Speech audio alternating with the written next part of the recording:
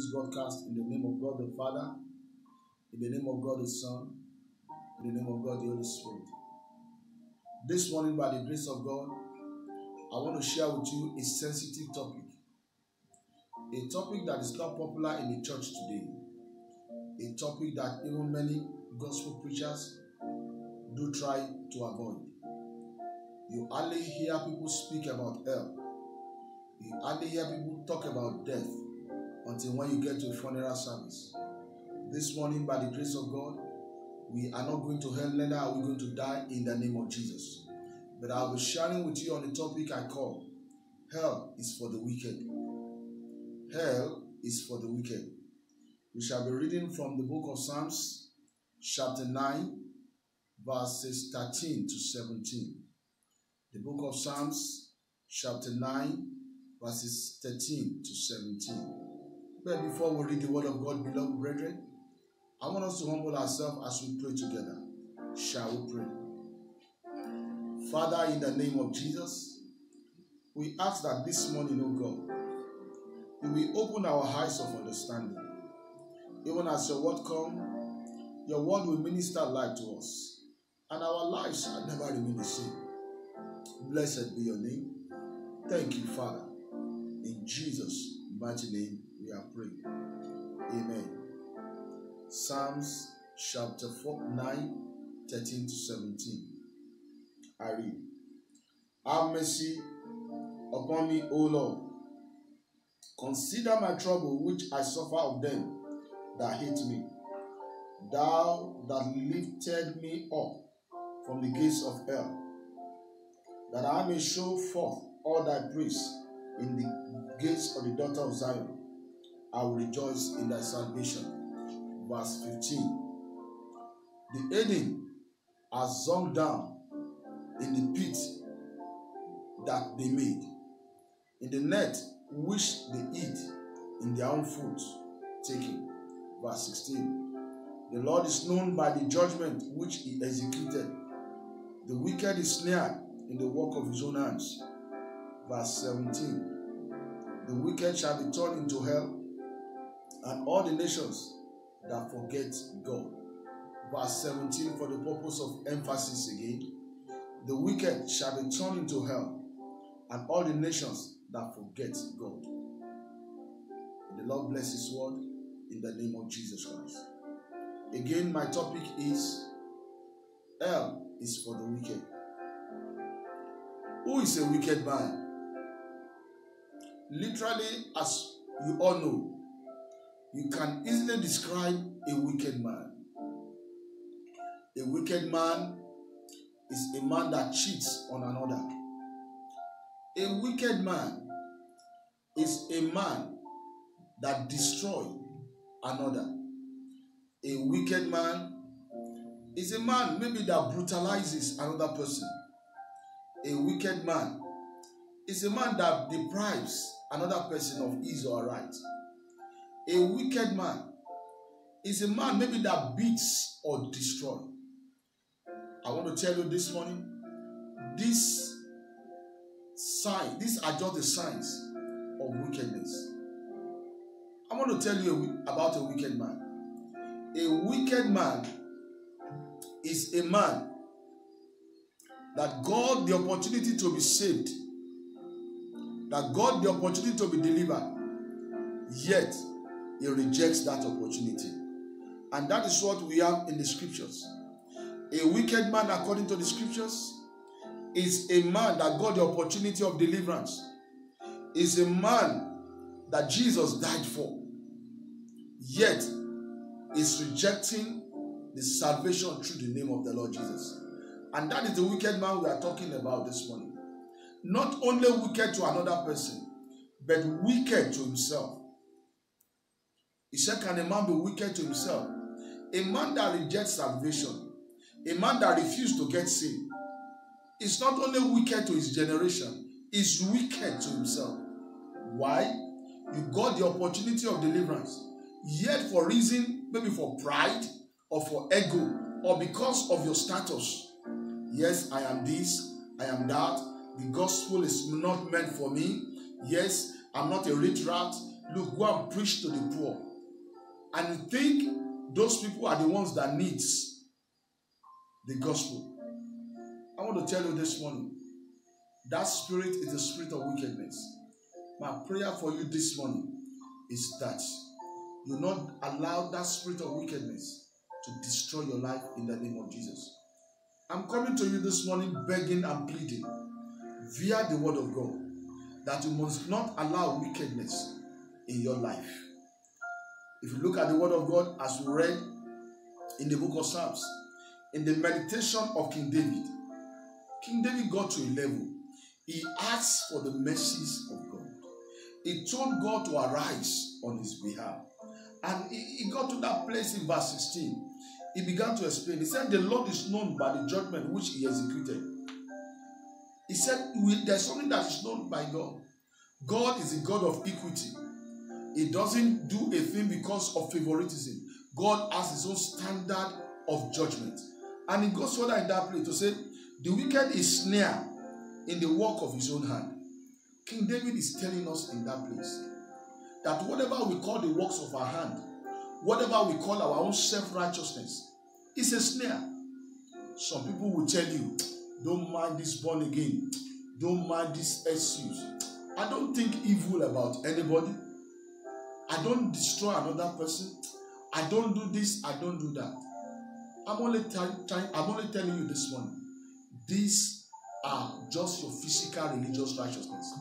And the Bible made us to understand that all what we call righteousness before God, they are filthy rags. What we call righteousness, they are filthy rags. And that is why as you come before the throne of grace this morning, I want to plead with you, my brother. Let us leave all those self-righteousness. Let us leave all this concept of the man is good, the woman is good. Yes, he gives to people. Yes, he does this, he does that. But I want to tell you, all those good works without Jesus, all those good works without Jesus cannot take man to anywhere. And that is why we need to hear, we need to decide, we need to make a choice this morning. And you can see in verse 17, King David said, he said, the wicked shall be turned into hell. The wicked, a man that rejects salvation, a man that is wicked, a man that has the root of bitterness in him, will be turned to hell. And where is hell? And that is what I want to share with you further again. The scriptures explains explicitly, describing a lot of things about hell. Hell is a state of perpetual existence, a state of agony, a state whereby when a man goes to hell, it has no stop, there is no ending. Hell is a place of torment. I'm not trying to frighten you this morning, but we are only examining together the consequence of us rejecting the gospel of salvation. I'm sharing with you the consequence of what it means for us not to totally commit our life to the Lord Jesus Christ. In the Bible, from Genesis to Revelation, we have approximately about 150 verses telling us, describing to us what is hell. I want us to go through the scriptures together and see what the Bible explains about hell. I want us to open to Matthew chapter 13, verse 42. Matthew 13, 42 describes hell as the furnace of fire. The furnace of fire. Do you know what they call furnace of fire? A kind of a factory of fire, where the production in that place is only fire. That is how the Bible describes hell. Where what is being done, the production in that place is fire, a furnace, a base of fire. That will not be your portion. That will not be my portion in the name of the Lord Jesus Christ. Luke chapter 16, verse 24 describes hell as a place of torment. A place of torment. When there is fire, anybody in fire knows definitely there will be torment. My prayer for you, you will not go to hell. You will not be tormented in the name of Jesus Christ. In Revelation chapter 14, verse 10, describes hell as a place of perpetual burning with fire and brimstone. A place of perpetual burning with fire and brimstone. That will not be your portion in the name of the Lord Jesus Christ. The same thing, that book of Revelation, chapter 20, verse 13, it describes that same hell as the lake of fire. The lake of fire. I pray for you today, you will not be at that position in the name of Jesus Christ. Ephesians chapter 4, verse 9, describes hell as the lower part of the earth. It's a state of lowliness beyond the earth, describing to me that hell is a lower level. That anyone that goes down to hell, there's no way, there's no coming up. I pray for you, I pray for myself this morning, that in the name of the Lord Jesus, you will not go to hell in the name of Jesus Christ. Permit me to move forward as I share from the word of Jesus, where Jesus began to warn humanity in the book of Luke chapter 12, verse 4 and 5. Jesus at that point, he began to warn, he began to speak about hell. And he said something, he said, and I say unto you, my friends, be not afraid of them that kill the body, and after that have no more that they can do. But I will forewarn you that you fear him, which after he has killed has power to cast into hell. Yea, I say unto you, fear him. This is the direct word of Jesus. This is not one of the parable of Jesus. This is a direct word. This is the only place where I saw Jesus speaking directly that there is a place where you need to allow fear. He said, don't fear a man that when he kills here, that is the end of the story. He said, but there is a person that can kill. Not only kill, but when he kills, the next destination is here. He said, fear him. And I thank God for the word of God. The word of God says it is a fearful thing to fall into the hand of God. I plead with you, my brother, this morning, even as we are sharing the word of God together, may you not go to hell in the name of Jesus Christ. I say, may you not go to hell in the name of Jesus Christ. That is the only message God has sent me this morning. That is the only message I'm sharing with you. Please don't switch off that television. Don't switch off your Facebook. It will not be sweet to you. But the truth of the matter, whosoever that is listening to me, is that this word, as you are hearing it, it will help you in the name of Jesus Christ. And that is why I beg you, Jesus loves you. Jesus loves you. He died for you. He died for your sins. He doesn't want you to go to hell. The Bible says, John 3:16, that for God so loved the world, he gave his only begotten Son, and that is Jesus, that whosoever believe in him will not perish, but have everlasting life. I beg of you, my brother, I beg of you, sister, the greatest thing you can do to yourself, is to leave the state of wickedness. Don't be wicked to yourself. Don't allow yourself to be registered in hell. Come this morning. Give your life to the Lord Jesus. Give your life to the Lord Jesus. There's no way by which a man can be saved except by the name of the Lord Jesus Christ. I met a sister many years ago sharing this gospel of Christ with her. The sister resisted the gospel. I pleaded with this sister, I don't want to mention name, not to be as if there's a particular person. We met this sister on campus. We never knew. Even death was at the corner pursuing this sister. This sister told us, said, brother, don't worry, we are here. Let God do his own and we will do our own here. This sister was just gyrating all over the place. Before we knew what was happening, she ran into it. Death took her suddenly. My prayer for you this morning, my brother, that the death will not catch upon you suddenly in the name of the Lord Jesus Christ. The Bible says, it is appointed to man to die but once, but after that is judgment. After death is judgment. And that is why, as I want to begin to go further in this sharing, I want to share with you this morning, who are the people that will go to hell? Yes, I've said the wicked will go there, sure. But in the sin of wickedness, I want to bring out and describe some one or two things. Who are the people that will go to hell? Psalm 1 verse 5 tells us that those ones that do not know God, those ones that do not know God, those ones that lived ungodly life and died in the state of sin will not go to eternity.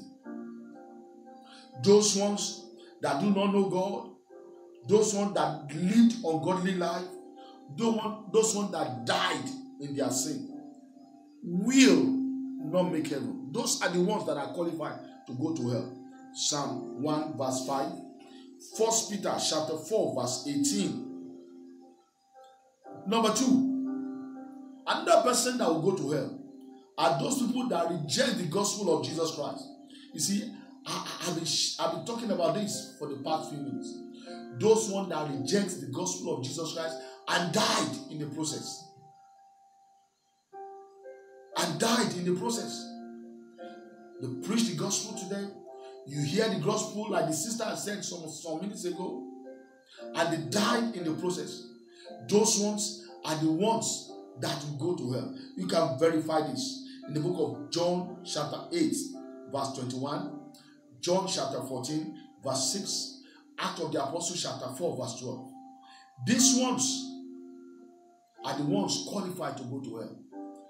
But today, the Lord can remove your name from those lists in the name of the Lord Jesus Christ. Number 3, hypocrites.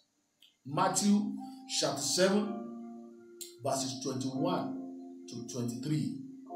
Hypocrites, those who pretend to be believers, those who pretend to be children of God, whereas they are not children of God. The Bible calls them hypocrites. They are meant for hell. They are religious. In fact, before you quote the Bible, they know it. You see some of them, even the way they will preach, they say, I can preach more than a pastor. That is not what I'm saying. Hypocrites. The Lord will help us. And your name will be removed from that list this morning in the name of Jesus Christ. Now, I want to talk about those who believe in Christ. Those who believe in Christ. Those who believe in Christ and trust him, but went back. Those who believe in Christ, but went back. Those ones, I want to tell you, are not qualified. Those ones are not qualified to go to eternity. Those ones are not qualified to go to eternity. May the Lord help us in the name of the Lord Jesus Christ. That the Lord will help us and will not put our name in the register of hell in the name of the Lord Jesus Christ.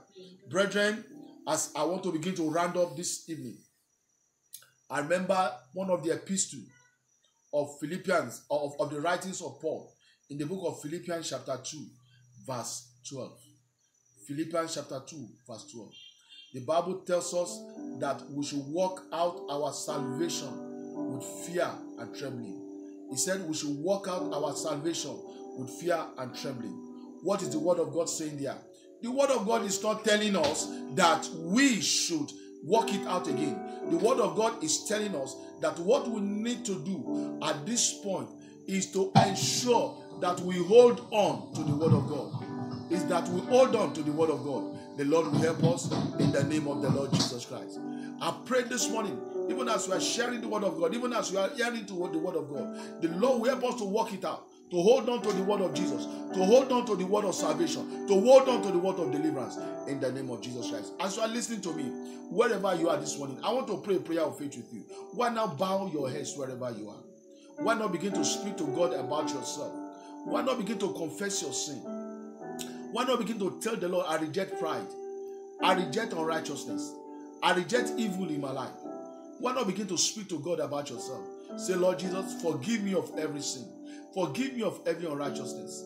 Forgive me of wherever I've gone into error. Tell the Lord Jesus to have mercy upon you.